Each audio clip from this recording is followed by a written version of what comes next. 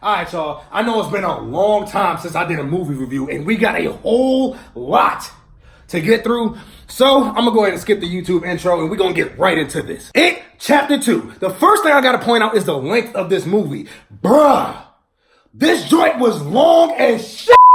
And yes, that is exactly what she said. I already know that it was like mad corny, but like, you know, y'all clearly see I'm starting to become a YouTuber, and these niggas be like mad corny. So like, don't blame me for that. Anyways, look, this movie was mad long, and this is the first time I didn't mind the length. There's no way I just said that, bruh. This is the first time I didn't mind the length of a movie. Let's get that clear for y'all niggas even try me, bruh. Alright, so this movie started off with 2 dicks. Alright, I'm bullshitting. But it did start with 2 gay dudes, though. They get beat up. One dude gets tossed over a bridge. It ends up eating it. And now it is back. Mike, who's still in Derry, finds out that it's back, and he decides to call up everybody to come back to Derry. And I am so glad a nigga like me is not in this movie, because, bruh, if he would have called me, I would have been like, yo, my nigga, you act like you're trying to assemble the Avengers or something. Like, yo, what the fuck? Nigga, I'm not gonna come back and fight a supernatural being. You act like I got powers or something. Fuck wrong with you? Better call Ghostbusters. And this nigga knew damn well not to tell anybody the real reason why they was coming back. I would have been like, you really expect me to come back just to die? Yeah, okay, Captain Irwin. And the worst part about this was the fact that Stanley didn't want to go. And Mike basically forced him to. Nigga, that's rape. Are you trying to get this nigga to do something that he clearly is not consenting to? Which ultimately led to his death. All he had to do was say what any other black nigga would have said. I'ma holler at you. And he would still be alive. Bruh, I was so blown to see that after she got abused by her father for so long, Beverly still ended up with an abusive ass husband. But the only reason why I could say I was proud of her is because throughout the entire argument, she didn't seem like she was necessarily scared of him. Like, say for instance, when her husband was like, show me exactly what you were gonna do with Mike. And she was like, I mean,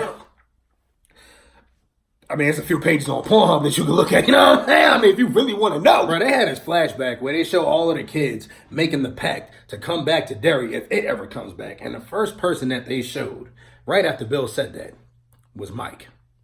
And the look on his face said it all. I mean, look, this ain't really what we do, you know what I'm saying? Like, this seems more like a y'all type of thing. It's only one of me.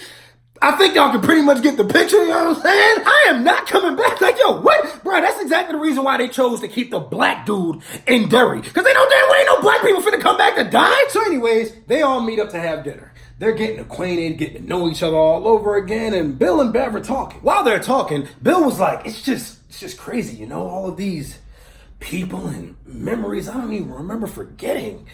But it's just this one thing I can't seem to forget. And Bev was like, what's that? I was like, this close to getting a pussy. I'm trying to tell you, you was ready to get that box up to me. So then things get serious. Mike starts to tell them the real reason why they're there. And he says, we made an oath.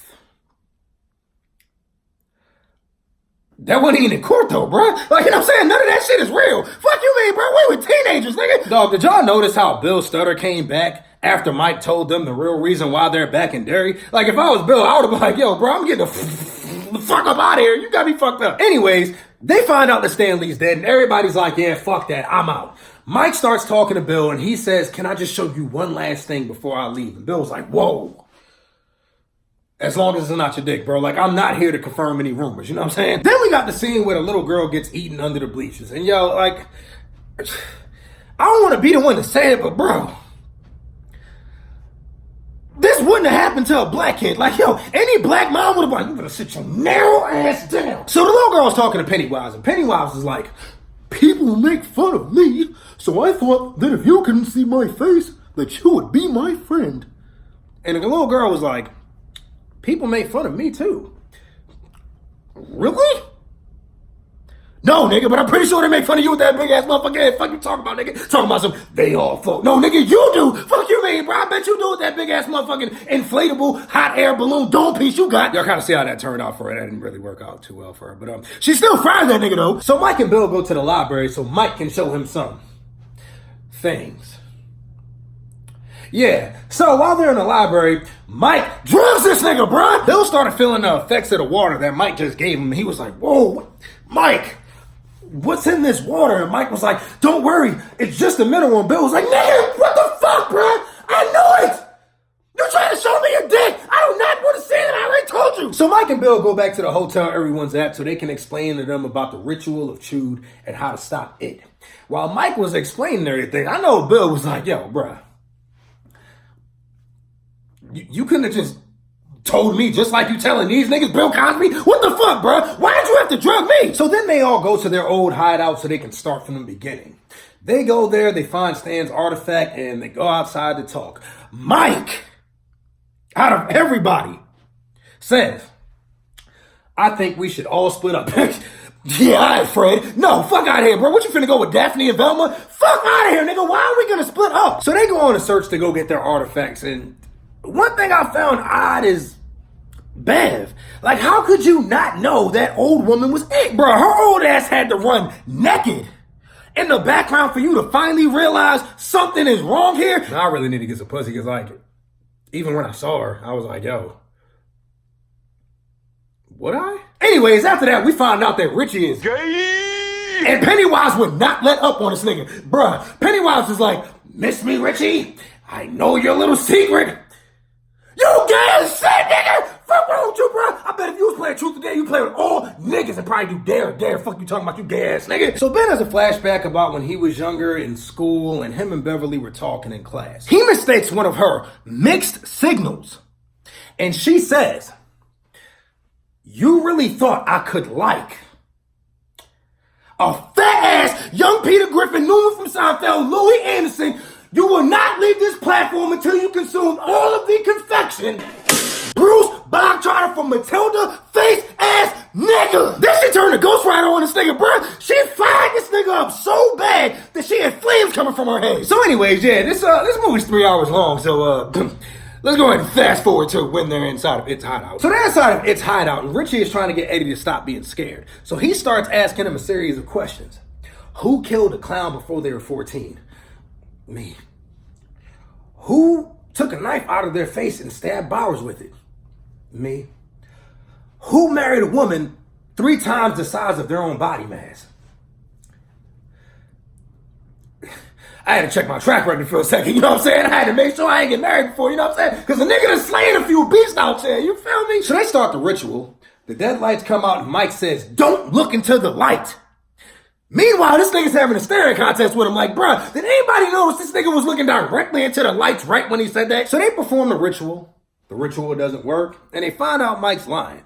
But his reason for the ritual not working is because he thinks that the people who tried it before him didn't believe that they could beat it. Like, my nigga, what the fuck, are we playing the Tears or something? What the fuck do you mean they didn't believe? Okay, not to. Like, come on, bruh. So anyways, they get separated again, and the part that got to me this time was Bill and Georgie's, because it seems like, well, of course, it is the one doing it, but it seems like Georgie blames Bill for what happened to him. Like, bro, you blame this nigga for not playing with you on a rainy day. This is a teenager we're talking about here. I'm beating my dick. Like, what the fuck do you mean I'm watching porn at that age? Like, you really think I'm trying to play with my little brother? Nigga, I'm trying to play with my little dick. Like, fuck you mean, bro? I'm just learning how this shit works. So then right before they all get back together, Mike confronts it and he says, I know what you are.